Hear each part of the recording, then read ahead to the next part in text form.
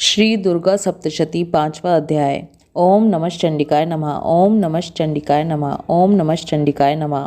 महर्षि मेधा ने कहा, पूर्व काल में शुंभ निशुंभ नामक असुरों ने अपने बल के मद से इंद्र का त्रिलोकी का राज्य और यज्ञों के भाग छीन लिए, और वह दोनों इसी प्रकार सूर्य, चंद्रमा, धर्मराज और वरुण के अधिकार भी छीनकर स्वयं ही उनका उपयोग करने लगे।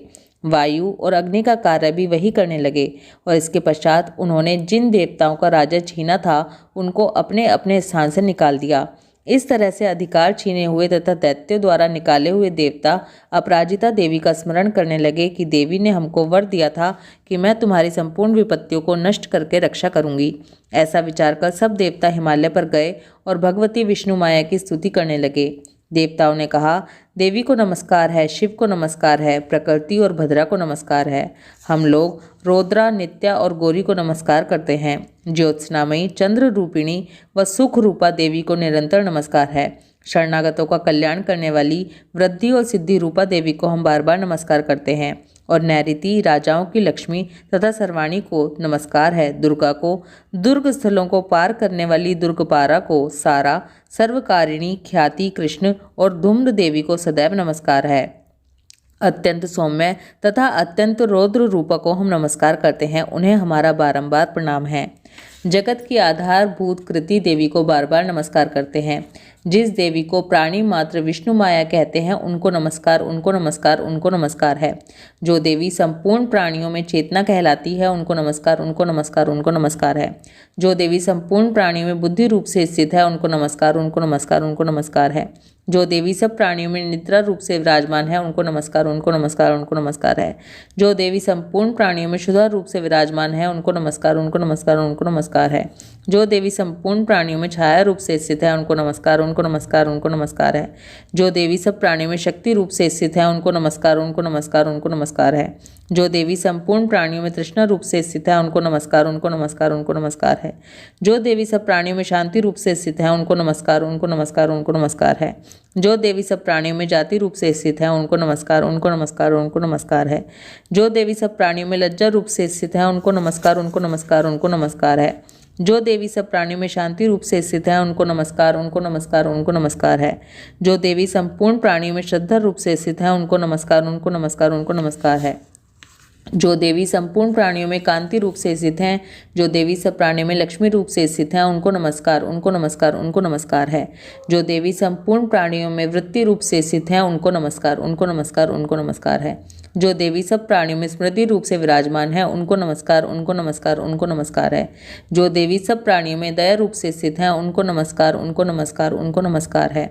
जो देवी सब प्राणियों में तुष्टि रूप से स्थित है उनको नमस्कार, उनको नमस्कार, उनको नमस्कार है।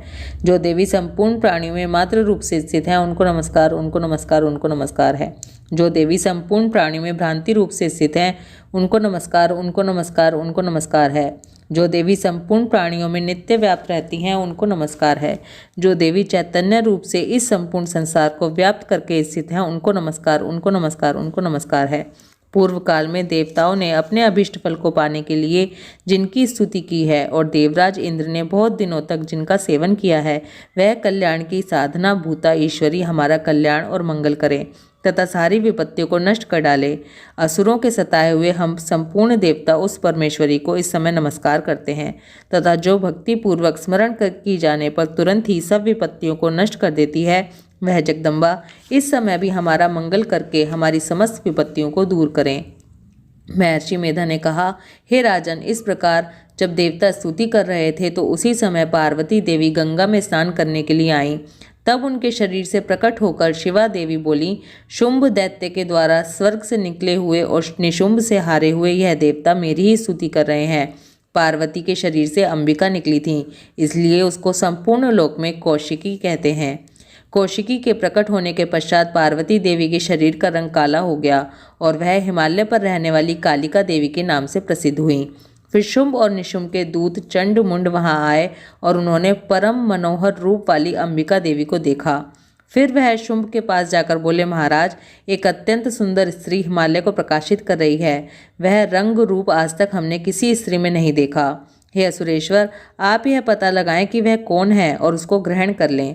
वह स्त्रियों में रत्न है। वह अपनी कांति से 10 दिशाओं को प्रकाशित करती हुई वहाँ स्थित है, इसलिए आपको उसका देखना उचित है। हे प्रभु, तीनों लोगों के हाथी, घोड़े और मणि इत्यादि जितने रत्न हैं, वह सब इस समय आपके घर में शोभायमान हैं। हाथियों में रत्न रूप एरावत हाथी और उच्च श्रवा नामक घोड़ा तो आप इंद्र से ले आए हैं। हंसों द्वारा जुता हुआ विमान जो कि ब्रह्मा जी के पास था, वो अब भी आपके पास है। और यह महापद्य नामक खजाना आपने कुबेर से छीना है। समुद्र ने आपको सदा खिले हुए फूलों की किंजकलिनी माला दी है। वरुण का कंचन की वर्षा करने वाला छत्र आपके पास है। रथों में श्रेष्ठ प्रजापति का रथ भी आपके पास ही है। हे दैत्येंद्र, मृत्यु से उत्क्रांतिदा नामक शक्ति भी आपने छीन ली है। और वरुण का पाश भी आपके भ्राता निशुम्भ के पास ही है। और समुद्र में पैदा होने वाले सब प्रकार के रत्न भी आपके भ्राता निशुम्भ के अधिकार में हैं। और जो अग्नि में ना जल सके, ऐसे 2 वस्त्र भी अग्निदेव ने आपको दिए हैं। हे दैत्यराज, इस प्रकार सारी रत्न रूपी वस्तुएं आप संग्रह कर चुके हैं, तो फिर आप यह कल्याणमय स्त्रियों में रत्न रूप अनुपम स्त्री आप क्यों नहीं ग्रहण करते? महर्षि मेधा बोले, चंड मुंड का यह वचन सुनकर शुंभ ने विचारा कि सुग्रीव को अपना दूत बनाकर देवी के पास भेजा जाए। प्रथम उसको सब कुछ समझा दिया और कहा कि वहां जाकर तुम उसको अच्छी तरह से समझाना और ऐसा उपाय करना जिससे वह प्रसन्न होकर तुरंत मेरे पास चली आए। भली प्रकार समझाकर कहना। दूत सुग्रीव पर्वत के उस रमणीय भाग में जा पहुंचा जहां देवी रहती थी। दूत ने कहा, हे देवी, दैत्यों का राजा शुंभ जो इस समय तीनों लोकों का स्वामी है, मैं उसका दूत हूँ और यहाँ तुम्हारे पास आया हूँ। संपूर्ण देवता उसकी आज्ञा एक स्वर से मानते हैं। अब जो कुछ उसने कहला भेजा है वह सुनो। उसने कहा है, इस समय संपूर्ण त्रिलोकी मेरे वश में है और संपूर्ण यज्ञों के भाग को पृथक पृथक मैं ही लेता हूँ। और तीनों लोकों में जितने श्रेष्ठ रत्न हैं वह सब मेरे पास हैं। देवराज इंद्र का वाहन एरावत हाथी मेरे पास है, जो मैंने उससे छीन लिया है। उच्च श्रवा नामक घोड़ा जो क्षीर सागर मंथन करने से प्रकट हुआ था, उसे देवताओं ने मुझे समर्पित किया है। हे सुंदरी, इनके अतिरिक्त और जो भी रत्नभूषण पदार्थ देवताओं के पास थे वह सब मेरे पास हैं। हे देवी, मैं तुम्हें संसार की स्त्रियों में रत्न मानता हूँ, क्योंकि रत्नों का उपभोग करने वाला मैं ही हूँ। हे चंचल कटाक्षों वाली सुंदरी, अब यह मैं तुझ पर छोड़ता हूँ कि तू मेरे या मेरे भाई महापराक्रमी निशुम्भ की सेवा में आ जाए। यदि तू मुझे वरेगी तो तुझे अतुल महान ऐश्वर्य की प्राप्ति होगी। अतः तुम अपनी बुद्धि से यह विचार कर मेरे पास चली आओ। महर्षि मेधा ने कहा, दूत के ऐसा कहने पर संपूर्ण जगत का कल्याण करने वाली भगवती दुर्गा मन ही मन मुस्काई और इस प्रकार कहने लगी। देवी ने कहा, हे दूत, तू जो कुछ कह रहा है वह सत्य है, इसमें किंचित मात्र भी झूठ नहीं है। शुंभ इस समय तीनों लोकों का स्वामी है और निशुंभ भी उसी की तरह पराक्रमी है, किंतु इसके संबंध में मैं जो प्रतिज्ञा कर चुकी हूँ उसे मैं कैसे झुठला सकती हूँ। अतः तू मैंने जो प्रतिज्ञा की है उसे सुन। जो मुझे युद्ध में जीत लेगा और मेरे अभिमान को खंडित करेगा तथा बल में मेरे समान होगा, वही मेरा स्वामी होगा। इसलिए शुंभ या महापराक्रमी निशुंभ यहाँ आए और युद्ध में जीतकर मुझसे विवाह कर ले। इसमें भला देर की क्या आवश्यकता है? दूत ने कहा, हे देवी, तुम अभिमान में भरी हुई हो, मेरे सामने तुम ऐसी बात ना करो। इस त्रिलोकी में मुझे तो ऐसा कोई नहीं दिखाई देता जो कि शुंभ और निशुंभ के सामने ठहर सके। हे देवी, जब अन्य देवताओं में से कोई शुंभ व निशुंभ के सामने ठहर नहीं सका, तो फिर तुम जैसी स्त्री उनके सामने रणभूमि में ठहर सकेगी। जिन शंभु आदि असुरों के सामने इंद्र आदि देवता नहीं ठहर सके, तो फिर तुम अकेली स्त्री उनके सामने कैसे ठहर सकोगी? अतः तुम मेरा कहना मानकर उनके पास चली जाओ, नहीं तो जब वह तुम्हें केश पकड़कर घसीटते हुए ले जाएंगे तो तुम्हारा गौरव नष्ट हो जाएगा। इसलिए मेरी बात मान लो। देवी ने कहा, जो कुछ तुमने कहा ठीक है। शुंभ और निशुंभ बड़े बलवान हैं, लेकिन मैं क्या कर सकती हूँ, क्योंकि मैं बिना विचारे प्रतिज्ञा कर चुकी हूँ। इसलिए तुम जाओ और मैंने जो कुछ कहा है वह सब आदर पूर्वक असुरेंद्र से कह दो। इसके पश्चात जो वह उचित समझे वह करे। श्री दुर्गा सप्तशती 5वां अध्याय समाप्त। ओम नमः चंडिकाय नमः। छठा अध्याय। महर्षि मेधा ने कहा।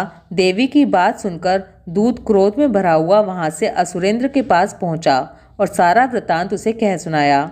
दूत की बात सुन असुरेंद्र के क्रोध का पारावार न रहा और उसने अपने सेनापति धूम्रलोचन से कहा, धूम्रलोचन, तुम अपनी सेना सहित शीघ्र वहां जाओ और उस दुष्टा के केशों को पकड़कर उसे घसीटते हुए यहाँ ले आओ। यदि उसकी रक्षा के लिए कोई दूसरा खड़ा हो, चाहे वह देवता, यक्ष या गंधर्वी क्यों ना हो, उसको तुम अवश्य मार डालना। महर्षि मेधा ने कहा। शुंभ के इस प्रकार आज्ञा देने पर धूम्रलोचन 60,000 राक्षसों की सेना को साथ लेकर वहां पहुंचा और देवी को देख ललकार कर कहने लगा, हरि, तू अभी शुंभ और निशुंभ के पास चल। यदि तू प्रसन्नता पूर्वक मेरे साथ ना चलेगी तो मैं तेरे केशों को पकड़ घसीटता हुआ तुझे ले चलूंगा। देवी बोली, असुरेंद्र का भेजा हुआ तेरे जैसा बलवान यदि बलपूर्वक मुझे ले जाएगा तो ऐसी दशा में मैं तुम्हारा कर ही कह सकती हूँ। महर्षि मेधा ने कहा। ऐसा कहने पर धूम्रलोचन उसकी ओर लपका, किंतु देवी ने उसे अपनी हुंकार से ही भस्म कर डाला। यह देखकर असुर सेना क्रुद्ध होकर देवी की ओर बढ़ी, परंतु अंबिका ने उन पर तीखे बाणों, शक्तियों तथा फरसों की वर्षा आरंभ कर दी। इतने में देवी का वाहन भी अपनी ग्रीवा के बालों को झटकता हुआ और बड़ा भारी शब्द करता हुआ असुर सेना में कूद पड़ा। उसने कई असुर अपने पंजों से, कई अपने जबड़ों से और कई को धरती पर पटक कर अपनी डाढ़ों से घायल करके मार डाला। उसने कई असुरों के अपने नखों से पेट फाड़ डाले और कई असुरों का तो केवल थप्पड़ मारकर सिर धड़ से अलग कर दिया। कई असुरों की भुजाएं और सिर तोड़ डाले और गर्दन के बालों को हिलाते हुए उसने कई असुरों को पकड़कर उनके पेट फाड़कर उनका रक्त पी डाला। इस प्रकार देवी के उस महाबलवान सिंह ने क्षण भर में असुर सेना को समाप्त कर दिया। शुंभ ने जब यह सुना कि देवी ने धूम्रलोचन असुर को मार डाला है और उसके सिंह ने सारी सेना का संहार कर डाला है, तब उसको बड़ा क्रोध आया। उसके मारे क्रोध के होंठ फड़कने लगे और उसने चंड तथा मुंड नामक महाअसुरों को आज्ञा दी, हे चंड, हे मुंड, तुम अपने साथ एक बड़ी सेना लेकर वहां जाओ और उस देवी के बाल पकड़कर उसे बांधकर तुरंत यहाँ ले आओ। यदि उसको यहाँ लाने में किसी प्रकार का संदेह हो तो अपनी सेना सहित उससे लड़ते हुए उसको मार डालो और जब वह दुष्टा और उसका सिंह दोनों मारे जाएं तब भी उसको बांधकर यहाँ ले आना। श्री दुर्गा सप्तशती छठा अध्याय समाप्त। सातवां अध्याय। महर्षि मेधा ने कहा, दैत्यराज की आज्ञा पाकर चंड और मुंड चतुरंगिनी सेना को साथ लेकर हथियार उठाए हुए देवी से लड़ने के लिए चल दिए। हिमालय पर्वत पर पहुंचकर उन्होंने मुस्कुराती हुई देवी जो सिंह पर बैठी हुई थी उसको देखा। जब असुर उनको पकड़ने के लिए तलवारें लेकर उनकी ओर बढ़े तब अंबिका को उन पर बड़ा क्रोध आया और मारे क्रोध के उनका मुख काला पड़ गया। उनकी भ्रकटियां चढ़ गईं और उनके ललाट में से अत्यंत भयंकर तथा अत्यंत विस्तृत मुख वाली लाल आंखों वाली काली प्रकट हुई, जो कि अपने हाथों से तलवार और पाश लिए हुए थी।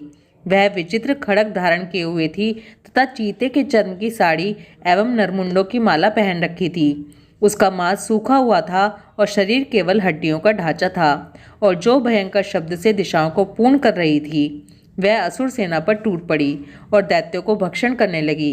वह पार्श्व रक्षकों, अंकुशधारी महावतों, हाथियों पर सवार योद्धाओं और घंटा सहित हाथियों को एक हाथ से पकड़ पकड़कर अपने मुंह में डाल रही थी और इसी प्रकार वह घोड़ों, रथों, सारथियों व रथों में बैठे हुए सैनिकों को मुंह में डालकर भयानक रूप से चबा रही थी। किसी के केश पकड़कर, किसी की गर्दन पकड़कर, किसी को पैरों से दबाकर और किसी दैत्य को छाती से मसलकर मार रही थी। वह दैत्य के छोड़े हुए बड़े बड़े अस्त्र शस्त्रों को मुंह में पकड़कर और क्रोध में भर उनको दांतों से पीस रही थी। उसने कई बड़े बड़े असुर भक्षण कर डाले, कितनों को रौंद डाला और कितनी उसकी मार के मारे भाग गए। कितनों को उसने तलवार से मार डाला, कितनों को अपने दांतों से समाप्त कर दिया और इस प्रकार से देवी ने क्षण भर में संपूर्ण दैत्य सेना को नष्ट कर दिया। यह देख महापराक्रमी चंड काली देवी की ओर लपका और मुंड ने भी देवी पर अपने भयानक बाणों की वर्षा आरंभ कर दी और अपने हजारों चक्र उस पर छोड़े। उस समय वह चमकते हुए बाण व चक्र देवी के मुख में प्रविष्ट हुए इस प्रकार दिख रहे थे जैसे मानो बहुत से सूर्य मेघों की घटा में प्रविष्ट हो रहे हों। इसके पश्चात भयंकर शब्द के साथ काली ने अत्यंत जोश में भरकर विकट अट्टहास किया। उसका भयंकर मुख देखा नहीं जाता था। उसके मुख में श्वेत दांतों की पंक्ति चमक रही थी। फिर उसने तलवार हाथ में लेकर हूँ शब्द कहकर चंड के ऊपर आक्रमण किया और उसके केश पकड़कर उसका सिर काटकर अलग कर दिया। चंड को मरा हुआ देखकर मुंड देवी की ओर लपका, परंतु देवी ने क्रोध में भरे उसे भी अपनी तलवार से यमलोक पहुंचा दिया। चंड और मुंड को मरा हुआ देखकर उसकी बाकी बची हुई सेना वहां से भाग गई। इसके पश्चात काली चंड और मुंड के कटे हुए सिरों को लेकर चंडिका के पास गई और प्रचंड अट्टहास के साथ कहने लगी, हे देवी, चंड और मुंड 2 महादैत्यों को मारकर तुम्हारी भेंट कर दिया है। अब शुंभ और निशुंभ का वध तुमको स्वयं करना है। महर्षि मेधा ने कहा, वहां लाए हुए चंड और मुंड के सिरों को देखकर कल्याणमयी चंडी ने काली से मधुर वाणी में कहा, हे देवी, तुम चूंकि चंड और मुंड को मेरे पास लेकर आई हो, अतः संसार में चामुंडा के नाम से तुम्हारी ख्याति होगी। बोलो चामुंडा देवी की जय। श्री दुर्गा सप्तशती 7वां अध्याय समाप्त। 8वां अध्याय। महर्षि मेधा ने कहा, चंड और मुंड नामक असुरों के मारे जाने से और बहुत सी सेना के नष्ट हो जाने से असुरों के राजा प्रतापी शंभु ने क्रोध युक्त होकर अपनी संपूर्ण सेना को युद्ध के लिए तैयार होने की आज्ञा दी। उसने कहा, अब उदायुध नामक 86 असुर सेनापति अपनी सेनाओं के साथ युद्ध के लिए जाएं और कंबू नामक 84 सेनापति भी युद्ध के लिए जाएं और कोटि वीर्य नामक 50 सेनापति और धौम्रकुल नाम के 100 सेनापति प्रस्थान करें। कालक, दोहर्द, मौर्य और काल के यह दैत्य भी मेरी आज्ञा से सजकर युद्ध के लिए कूच करें। भयानक शासन करने वाला असुरों का स्वामी शुंभ इस प्रकार आज्ञा देकर बहुत बड़ी सेना के साथ युद्ध के लिए चला। उसकी सेना को अपनी ओर आता देखकर चंडिका ने अपनी धनुष की टंकोर से पृथ्वी और आकाश के बीच का भाग गुंजा दिया। हे राजन, इसके पश्चात देवी के सिंह ने दहाड़ना आरंभ कर दिया और अंबिका के घंटे के शब्दों ने उस ध्वनि को और भी बढ़ा दिया। धनुष की टंकोर, शेर की दहाड़ और घंटे के शब्द से पृथ्वी और आकाश के बीच का भाग गूंज उठा और इसके साथ ही देवी ने अपने मुख को और भी भयानक बना लिया। ऐसे भयंकर शब्द को सुनकर राक्षसी सेना ने देवी तथा सिंह को चारों ओर से घेर लिया। हे राजन, उस समय दैत्यों के नाश के लिए और देवताओं के हित के लिए ब्रह्मा, शिव, कार्तिकेय, विष्णु तथा इंद्र आदि देवों की शक्तियां जो अत्यंत पराक्रम और बल से संपन्न थी, उनके शरीर से निकलकर उसी रूप में चंडिका देवी के पास गईं। जिस देवता का जैसा रूप था, जैसे आभूषण थे और जैसा वाहन था, वैसा ही रूप, आभूषण और वाहन लेकर उन देवताओं की शक्तियां दैत्यों से युद्ध करने के लिए आईं। हंस युक्त विमान में बैठकर और रुद्राक्ष की माला तथा कमंडलू धारण करके ब्रह्मा जी की शक्ति आई। वृषभ पर सवार होकर, हाथ में त्रिशूल लेकर, महानाग का कंकण पहनकर और चंद्र रेखा से भूषित होकर भगवान शंकर की शक्ति माहेश्वरी आई और मोर पर आरूढ़ होकर हाथ में शक्ति लिए दैत्यों से युद्ध करने के लिए कार्तिकेय जी की शक्ति उन्हीं का रूप धारण करके आई। भगवान विष्णु की शक्ति गरुड़ पर सवार होकर शंख, चक्र, शांग, गदा, धनुष तथा खड्ग हाथ में लिए हुए आई। श्री हरि की शक्ति वाराही वाराह का शरीर धारण करके आई और नृसिंह के समान शरीर धारण करके उनकी शक्ति नारसिंह भी आई।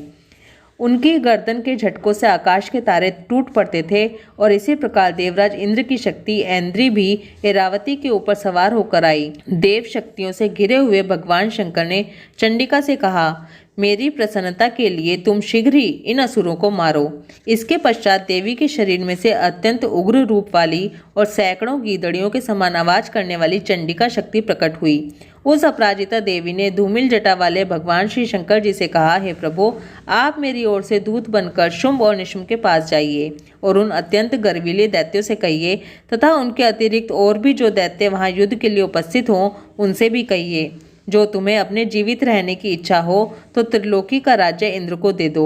देवताओं को उनका यज्ञ भाग मिलना आरंभ हो जाए और तुम पाताल को लौट जाओ। किंतु यदि बल के गर्व से तुम्हारी लड़ने की इच्छा हो तो फिर आ जाओ। तुम्हारे मांस से मेरी योगिनियां तृप्त होंगी। चूंकि उस देवी ने भगवान शंकर को दूत के कार्य में नियुक्त किया था, इसलिए वह संसार में शिवदूती के नाम से विख्यात हुई। भगवान शंकर से देवी का संदेश पाकर उन दैत्यों के क्रोध का कोई आर पार न रहा और वह जिस स्थान पर देवी विराजमान थी वहां पहुंचे और जाने के साथ ही उस पर बाणों और शक्तियों की वर्षा करने लगे। देवी ने उनके फेंके हुए बाणों, शक्तियों, त्रिशूल और फरसों को अपने बाणों से काट डाला और काली देवी उस देवी के साथ आगे खड़ी होकर शत्रुओं को त्रिशूल से विदीर्ण करने लगी और खटवांग से कुचलने लगी। ब्राह्मणी जिस तरफ दौड़ती थी उसी तरफ अपने कमंडलू का जल छिड़ककर दैत्यों के वीर्य व बल को नष्ट कर देती थी। और इसी प्रकार माहेश्वरी त्रिशूल से, वैष्णवी चक्र से और अत्यंत कोप वाली कौमारी शक्ति द्वारा असुरों को मार रही थी। और इंद्री के बाजू के प्रहार से सैकड़ों दैत्य रक्त की नदियां बहाते हुए पृथ्वी पर सो गए। वाराही ने कितने ही राक्षसों को अपनी थूथन द्वारा मृत्यु के घाट उतार दिया। दाढ़ों के अग्रभाग से कितने ही राक्षसों की छाती को चीर डाला और चक्र की चोट से कितने ही को विदीर्ण करके धरती पर डाल दिया। बड़े बड़े राक्षसों को नारसिंही अपने नखों से विदीर्ण करके भक्षण कर रही थी और सिंहनाद से चारों दिशाओं को गुंजाती हुई रणभूमि में विचर रही थी। शिवदूती के प्रचंड अट्टहास से कितने ही दैत्य भयभीत होकर पृथ्वी पर गिर पड़े और उनके गिरते ही वह उनको भक्षण कर गई। इस तरह क्रोध में भरे हुए मातृगणों द्वारा नाना प्रकार के उपायों से बड़े बड़े असुरों को मरते हुए देखकर राक्षसी सेना भाग खड़ी हुई और उनको इस प्रकार भागता देखकर रक्तबीज नामक महापराक्रमी राक्षस क्रोध में भरकर युद्ध के लिए आगे बढ़ा। उसके शरीर से रक्त की बूंदें पृथ्वी पर जैसे ही गिरती थी, तुरंत वैसे ही शरीर वाला तथा वैसा ही बलवान दैत्य पृथ्वी से उत्पन्न हो जाता था। रक्तबीज गदा हाथ में लेकर इंद्री के साथ युद्ध करने लगा। जब इंद्री शक्ति ने अपने वज्र से उसको मारा तो घायल होने के कारण उसके शरीर से बहुत सा रक्त बहने लगा और उसकी प्रत्येक बूंद से उसके समान ही बलवान तथा महापराक्रमी अनेकों दैत्य भयंकर रूप से प्रकट हो गए। वह सबके सब दैत्य बीज के समान ही बलवान और तेज वाले थे। वह भी भयंकर अस्त्र शस्त्र लेकर देवियों के साथ लड़ने लगे। जब इंद्री के वज्र प्रहार से उसके मस्तक पर चोट लगी और रक्त बहने लगा तो उसमें से हजारों ही पुरुष उत्पन्न हो गए। वैष्णवी ने चक्र से और इंद्री ने गदा से रक्त बीज को चोट पहुंचाई और वैष्णवी के चक्र से घायल होने पर उसके शरीर से जो रक्त बहा उससे हजारों महाअसुर उत्पन्न हुए, जिनके द्वारा यह संपूर्ण जगत व्याप्त हो गया। कौमारी ने शक्ति से, वाराही ने खड़ग से और माहेश्वरी ने त्रिशूल से उसको घायल किया। इस प्रकार क्रोध में भरकर उस महादैत्य ने सब मात्र शक्तियों पर पृथक पृथक गदा से प्रहार किया और माताओं ने शक्ति तथा शूल इत्यादि से उसको जो बार बार घायल किया, उससे सैकड़ों महादैत्य उत्पन्न हुए। और इस प्रकार उस रक्त बीज के रुधिर से उत्पन्न हुए असुरों से संपूर्ण जगत व्याप्त हो गया, जिससे देवताओं को भय हुआ। देवताओं को भयभीत देखकर चंडिका ने काली से कहा, हे चामुंडे, अपने मुख को बड़ा करो और मेरे शस्त्रघात से उत्पन्न हुए रक्त बिंदुओं तथा रक्त बिंदुओं से उत्पन्न हुए महाअसुरों को तुम अपने इस मुख से भक्षण करती जाओ। इस प्रकार रक्त बिंदुओं से उत्पन्न हुए महाअसुरों को तुम अपने इस मुख से भक्षण करती हुई रणभूमि में विचरो। इस प्रकार रक्त क्षीण होने से यह दैत्य नष्ट हो जाएगा। तुम्हारे भक्षण करने के कारण अन्य दैत्य उत्पन्न नहीं होंगे। काली से इस प्रकार कहकर चंडिका देवी ने रक्त बीज पर अपने त्रिशूल से प्रहार किया और काली देवी ने अपने मुख में उसका रक्त ले लिया। तब उसने गदा से चंडिका पर प्रहार किया।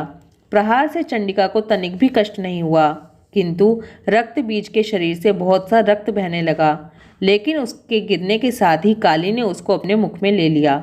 काली के मुख में उस रक्त से जो असुर उत्पन्न हुए उनको उसने भक्षण कर लिया और रक्त को पीती गई। इसके पश्चात देवी ने रक्त बीज को, जिसका कि खून काली ने पिया था, चंडिका ने उस दैत्य को वज्र, बाण, खड़ग तथा ऋषि इत्यादि से मार डाला। हे राजन, अनेक प्रकार के शस्त्रों से मारा हुआ और खून से वंचित वह महादैत्य रक्तबीज पृथ्वी पर गिर पड़ा। हे राजन, उसके गिरने से देवता अत्यंत प्रसन्न हुए और माताएं उन असुरों का रक्त पीने के पश्चात उद्यत होकर नृत्य करने लगीं। श्री दुर्गा सप्तशती 8वां अध्याय समाप्त। ओम नमः चंडिकाय नमः। ओम नमः चंडिकाय नमः। ओम नमः चंडिकाय नमः।